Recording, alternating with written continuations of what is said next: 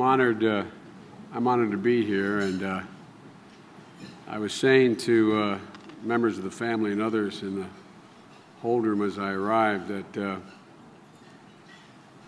were only a few things that were held very, I won't quite say sacredly, but held very fervently in my family.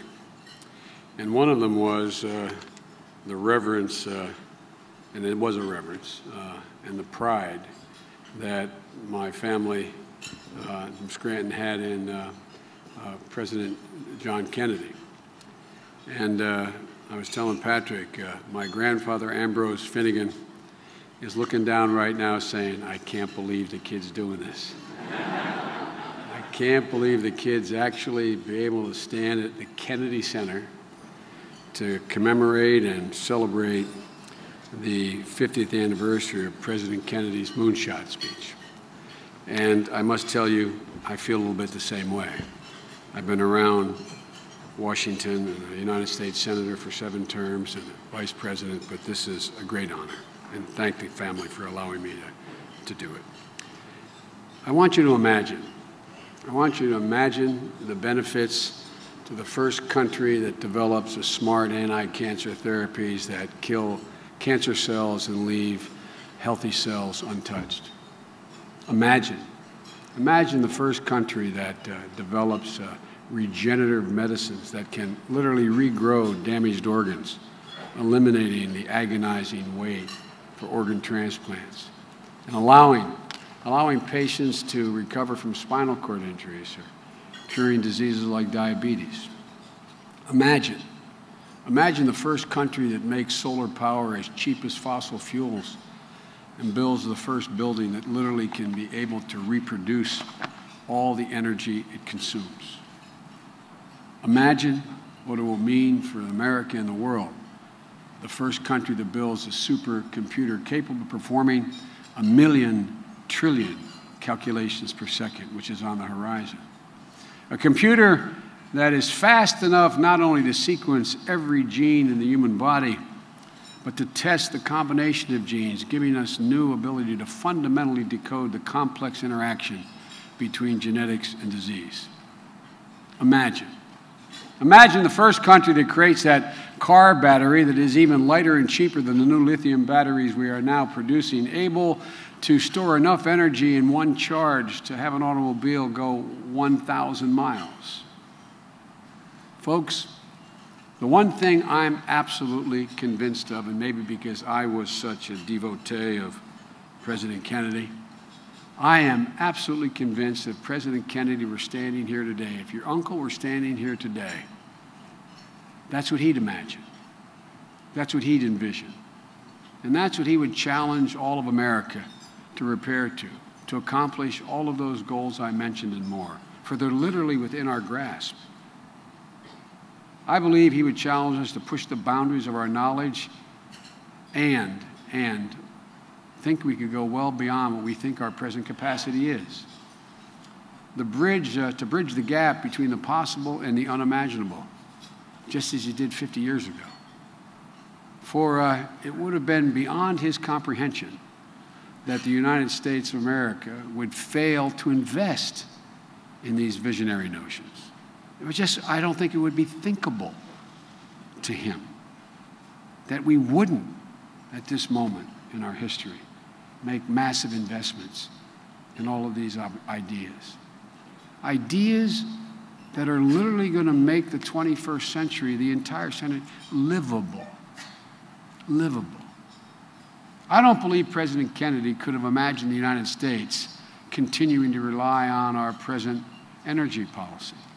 I don't believe he could have imagined the United States failing to cultivate new, brilliant young scientists and challenge them to deal with the diseases that have plagued humanity for generations.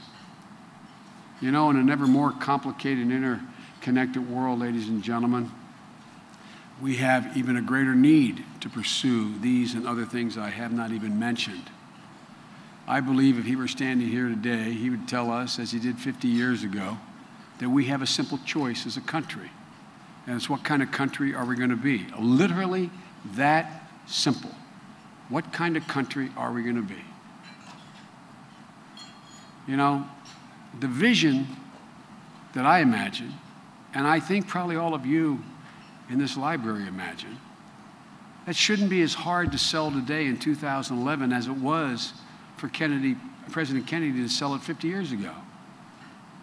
For because of President Kennedy's vision, his leadership, and his confidence, we've already met a challenge that we're all conscious that we met, that we all know was thought to be unthinkable before we meant it.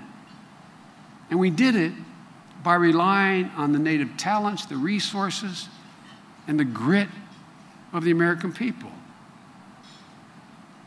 50 years ago, President Kennedy said, and I quote, "I believe we possess all the resources and talents necessary. But the facts of the matter are we have never made a national decision or marshaled natural resources required for such leadership. We had never done anything quite like that before. We have never," he went on to say, "specified long-range goals on an urgent time schedule or managed our resources and our time so as to ensure their fulfillment." He was right then, and we should understand now. We did it. He said what we needed was a degree of dedication, organization, and discipline which have not always characterized our research and our development efforts. It hadn't. We did it. But because of him, I'm confused as why we have so many naysayers today who doubt our capacity to do some of the things I've outlined today. We've made national decisions on this scale and of this magnitude, and it succeeded. We have marshaled national resources required for such leadership. We have specified long-range goals and urgent time schedules and met them. And because of the visionary leadership of a young president, we all know, not just from the history books, from many of our own experiences, it can and was done. We know as Americans, if only all our leadership knew, that we have the capacity to mobilize and meet challenges of the moment. The American people aren't afraid of these things. The American people are not timid about it. You know, when I was 18 years old and President Kennedy gave that speech, the Moonshot speech as it's referred to these days, I was an 18-year-old kid from Scranton, Pennsylvania, who never, as I said, dreamed I'd ever be standing here and talking about that speech.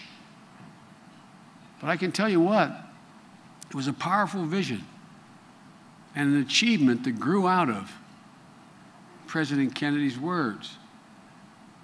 He urged a whole new generation. I was part of that generation. He urged a whole new generation to honor his actions with our own. What a great honor to be here today. I remember President Kennedy saying it was up to us. I don't mean reading about it. I remember consciously as a kid at Archmere Academy, a Catholic boys' school. I remember it being talked about. It wasn't something that was distant. It wasn't something that you didn't understand. It was something that you tasted, you felt, you smelled. He talked about us. He said it was up to us. What the hell could I have done as an 18-year-old kid? But I believed. I was part of that. I believed it was up to us. It was up to us as a nation to decide whether to commit ourselves to the challenge of sending a man to the moon and bringing him home safely back to Earth. And that if we weren't going to go at it full tilt, we might as well not go at it at all. The thing I loved about President Kennedy and all the Kennedys, including Patrick, it's always about possibilities. It's all about possibilities. It's never incremental. In 1961, President Kennedy's character makeup was a reflection not only of his generation, to state the obvious, but I think it was a historical reflection of America's character. And I'm absolutely confident that my generation and yours is not only up to the task, but quite frankly, we're better positioned to meet those daunting challenges. in this young century. Ralph Waldo Emerson, I used to stutter a lot, and the way I overcame stuttering, I'd stand in front of a mirror and I'd repeat over and over and again, because my uncle had 2 volumes of Yeats and Emerson. They didn't like each other, but Yeats and Emerson. And I'd stand in front of a mirror and repeat passages so I could stop my face from contorting. When you stutter, your face contorts. And I remember one of my favorite quotes of Emerson was, he said, "Society is like a wave. The wave moves on, but the particles remain the same." America's character has not changed. It has not changed from what it was in 1961. What has occasionally changed is the lack of vision, the lack of leadership, the lack of boldness, the lack of resolve. We've become too incremental, in my view, in everything we do. You notice the national press always refers to me as the White House optimist, as if I'm the new kid in the block. I've been there for 8 presidents. As my grandfather would say, I didn't fall off the turnip wagon yesterday. I'm optimistic because I know the history of the journey of this country. Nothing incremental. President Kennedy has, as I do, an unlimited faith in the character and the aspirations of the American people. He knew that the American people had never, ever failed to rise to a challenge, never failed to overcome adversity, never let their country down when been challenged.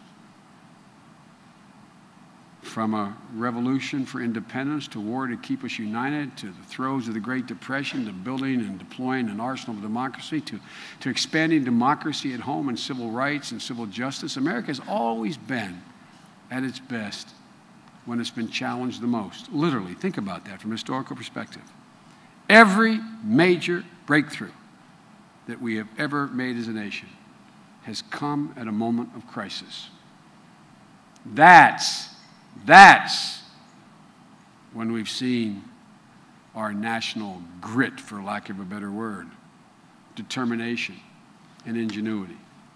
And that's why President Kennedy said, speaking of the challenge to go to the moon, that if we came together and took up the challenge then, and I quote, in a very real sense, it would be one man going to the moon, but all of us having put him there. And Buzz knows we all put him there.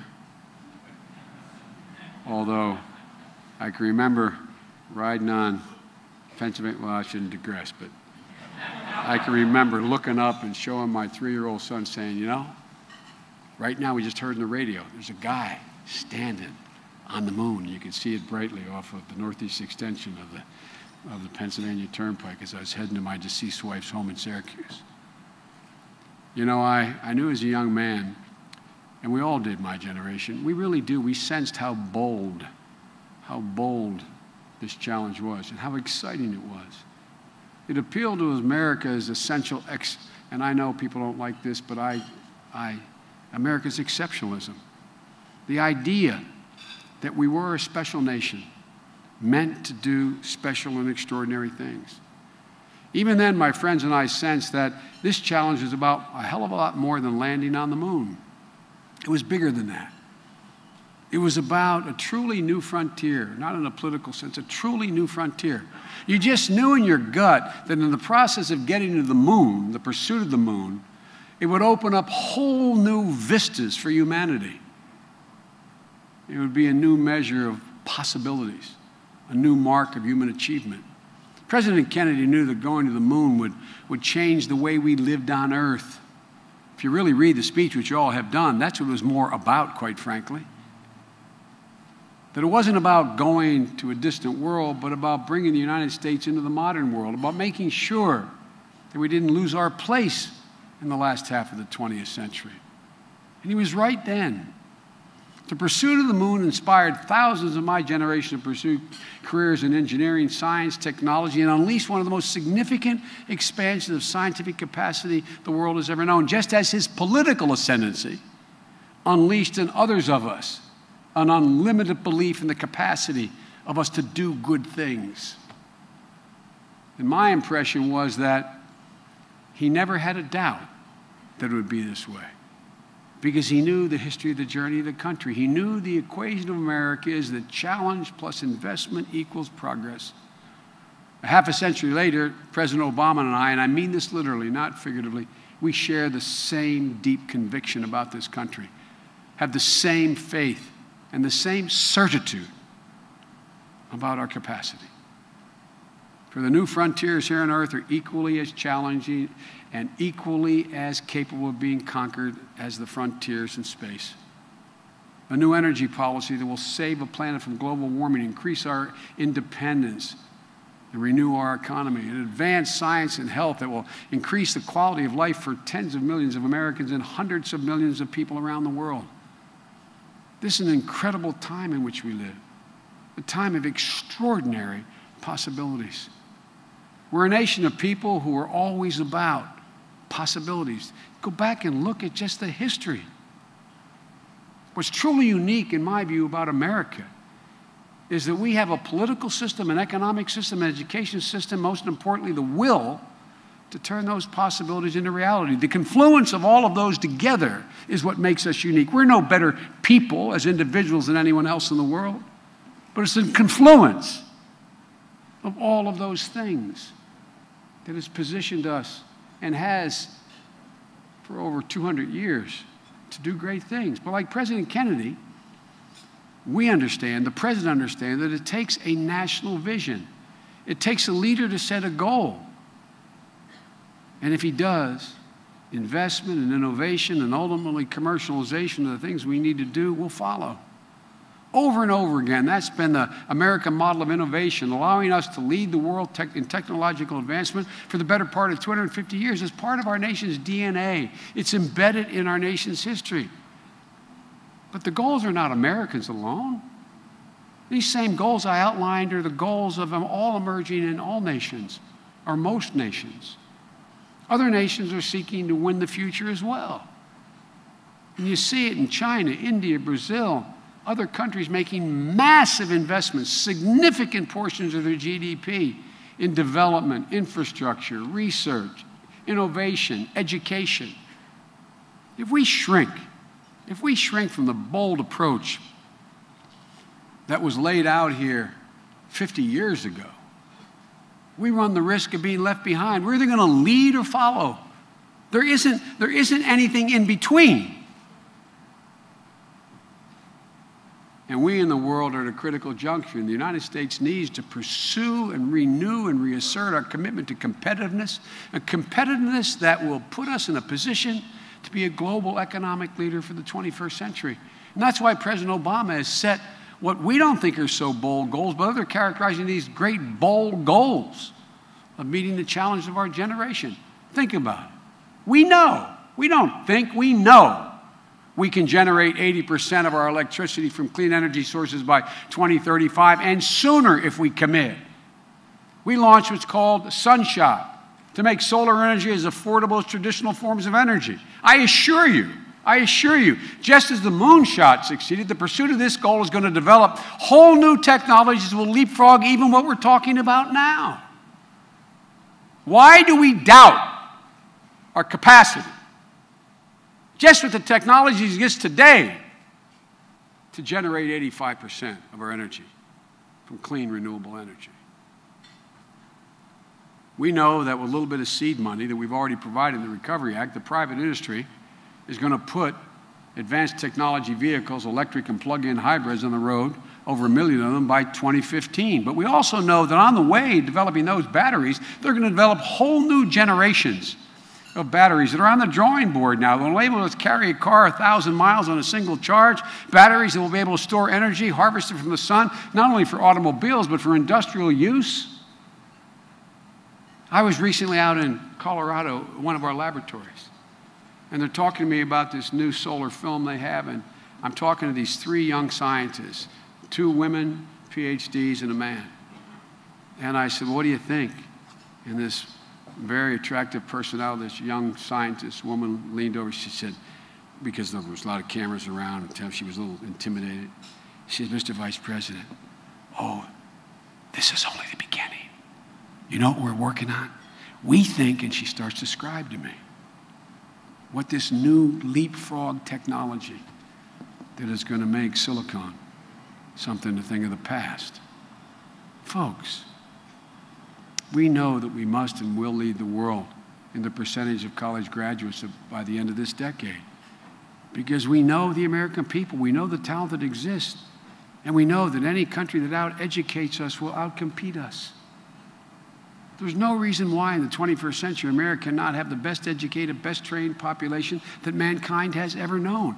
Give me a reason why that can't happen. We have the talent, we have the resources, we have the know-how. We have a system that can accommodate it.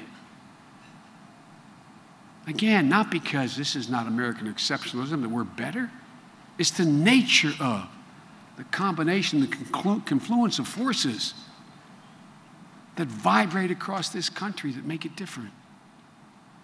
In the process of doing all this, your generation, the young generation of kids graduating from this university tomorrow, like my niece and many others all across America, their generation will be responsible for the fundamental breakthroughs, not only for in the far reaches of space, but in the depths of the sea, in the confines of our own body, and in the mysteries of the human brain. Now, my daughter, who's a full-grown woman at 29 years old, has a master's in sociology and in social work, and works full-time to save the world. Remember, she's little. I had two cranial aneurysms. And I remember after the first one, her calling me in the hospital and said, "Daddy, I just saw your brain on television." I had some really smart guy explaining why I'd never recover. But anyway. And I'll tell you, Patrick, a little story. As I was going down, being wheeled down, counting the ceiling tiles, coming out of the ICU, out of the emergency ward, about to have this craniotomy. And I said, "Doctor, what are my chances?" And a great neurosurgeon. And he said, "For mortality or morbidity." And I'm thinking, what the hell is he talking about? And I said, "What are my chances of getting off the table and being in good shape?" He said, "Well, Senator, your chances of living are a lot better." I said, "What are they?" They said, "About 30%. And I actually thought, it's the Irish in me. I thought, well, hell, that's 3 out of 10. I'm going to be one of them. You think I'm joking? I'm not. But I remember afterwards a number of things happen when you go into the brain that way, around the brain. And I called my doc one day and I said, "Doc, such and such just happened. Why?" He said, "Joe, we don't know why. But we do know for experience it will stop. Here's what's going to happen. But we don't know why."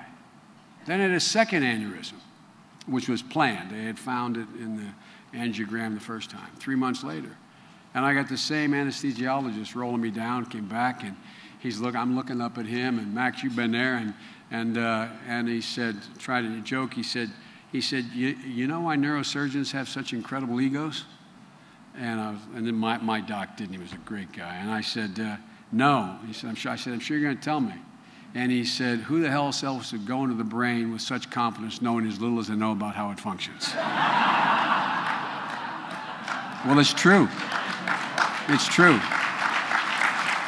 So, folks, a great deal has been written about the advances we've made in the past quarter century in understanding the brain's function and the potential that will come from further study. That's what Patrick's effort is all about. You know, there's been a great deal of research just in the it's one of my avocations. I am no scientist. But because of what I personally been through, I find it fascinating. I read every part of the popular literature I can to try to understand what's going on. There's been a decade of research, particularly the last half-decade, the research that has attracted the interest of not only neuroscientists, surgeons, and gifted persons from other disciplines, psychology, sociologists, but also journalists. One example is that I recommend to you, it's not the be-all, end-all, but it's interesting. David Brooks is a friend, I don't want to get him in trouble, has a good acquaintance. Who is brighter than I am, has the same fascination. He's just written a book called The Social Animal, that points out that a greater understanding of the potential we have for social interaction in ways we've never thought of before, but just understanding how the brain functions. The promise, the potential, the possibilities are unlimited. And the need for further research is immediate. Thousands, as is pointed out, thousands of our wounded warriors. And I visited hundreds and hundreds of them in hospitals. My wife has spent time, and she is spending most of her time dealing with the whole problem related to wounded warriors and making sure people understand the sacrifices our warriors. By the way, these are the finest warriors the world has ever created. That is not hyperbole. That is not an exaggeration. That is real.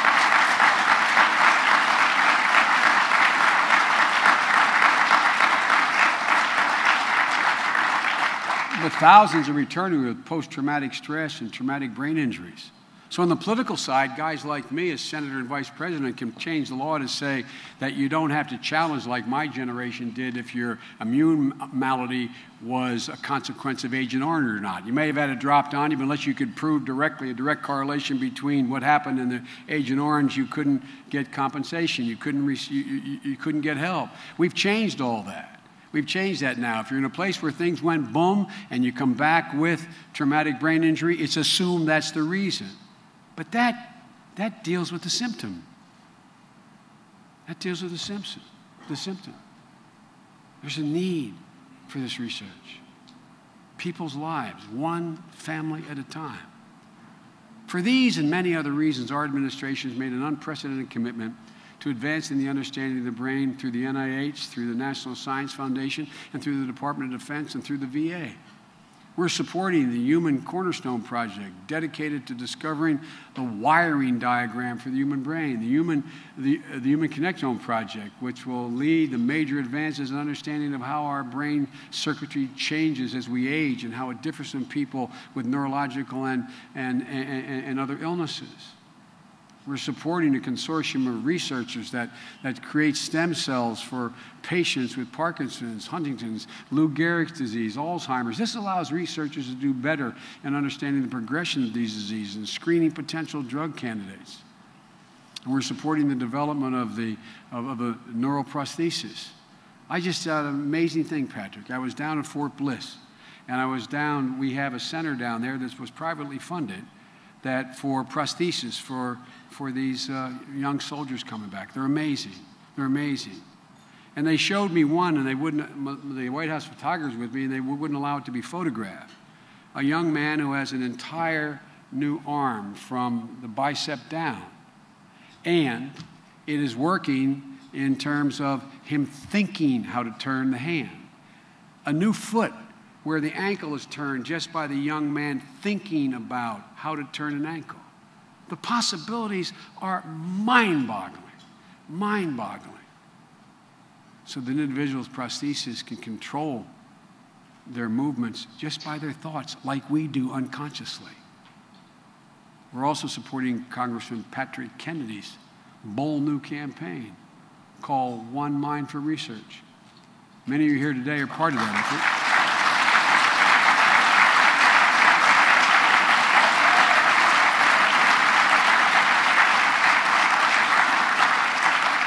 Patrick, you and your colleagues' work you're doing is truly, truly a modern moonshot. We know as much about outer space as we do about the brain. That's not literally true. I'm not a scientist, so that's my impression. But there's no question that President Kennedy's spirit is alive and well in this nation, in this audience, and in the DNA of Patrick Kennedy. Ladies and gentlemen, the truth is, just as JFK could not have known that shooting the moon would create a semiconductor industry, which would give birth to the personal computer industry, which would give us IBM and Microsoft and Apple, which would give us the iPhone, and God knows what next.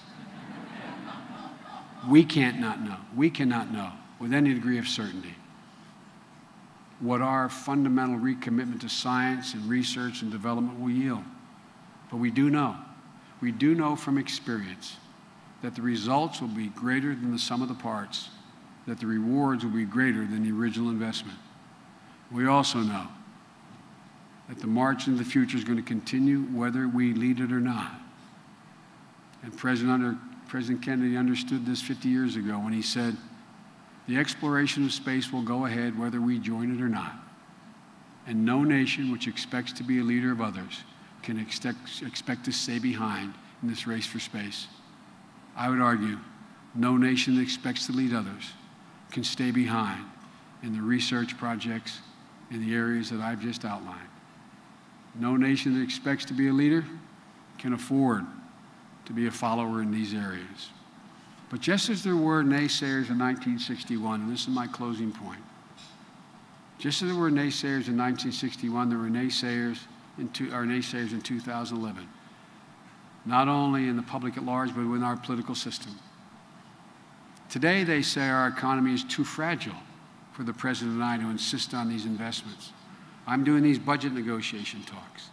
Time and again, I hear inside, with our deficit, with this problem, how can we move and continue your insistence on more investment in education and innovation and infrastructure? They say our economy is too fragile. I say our economy will stay fragile for the better part of the century unless we are bold.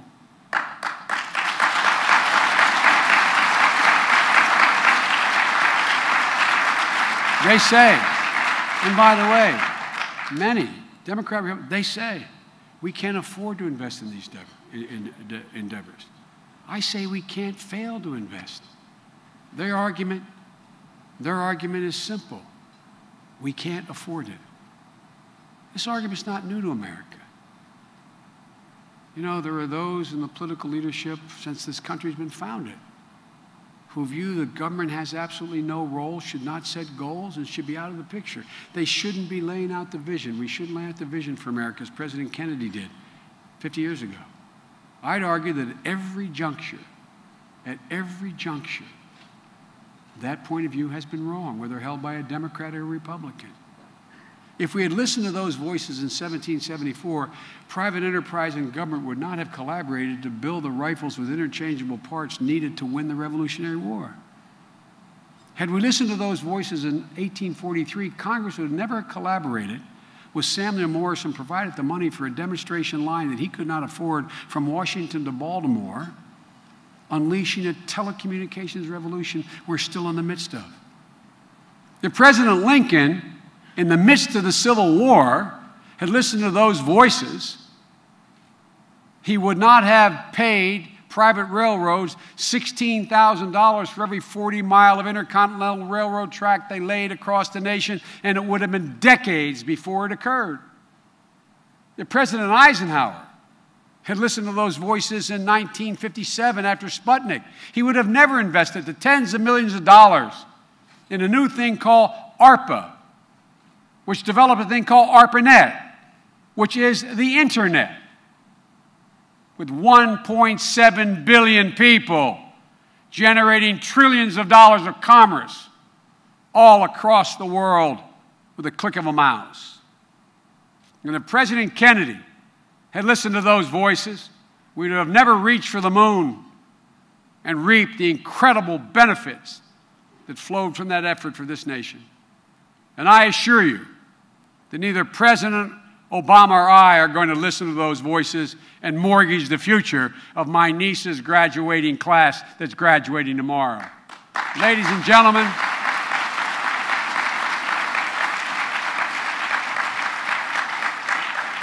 in his inaugural address, President Kennedy said, and I honest to God remember talking about this in my class with a Dr. Carroll, who was our history teacher.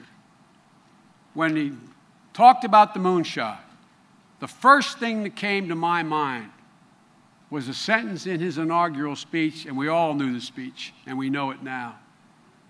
He said, "In your hands, my fellow citizens, more than in mine, rests the final success or failure of our course." Since this country was founded, each generation of Americans have been summoned to give testimony to its nation's loyalty, he went on to say. Today, we're summoned again. It sounds trite because so many speeches made, I summon, with everybody trying to evoke those stirring words of John Kennedy. But it's literally true. We're being summoned again. We're being summoned again. And pray God we have the strength and the courage and the vision to answer that call. from the words of President Obama. He said, "We are the ones we have been waiting for." God bless you all. Thank you. And may God protect our troops. Thanks. Appreciate it. Thank you, Patrick. See you all later. Thank you. Thank you. I'm going to try to sneak over to the convocation room where my niece is. I apologize for not staying with you. Thank you all very much. I'm counting on you. We're counting on you.